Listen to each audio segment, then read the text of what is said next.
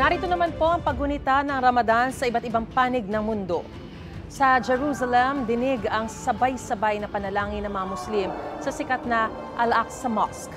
Binibisita ng mga Palestinian ang sacred site na ito para manalangin at magpahinga mula sa unang araw ng fasting o pag-aayuno. Dose-dosenang Muslim din ang nagtipon-tipon sa New York Times Square sa Amerika. Isinagawa nila ang Tarawih, isang espesyal na panalangin bilang pagsalubong sa Ramadan.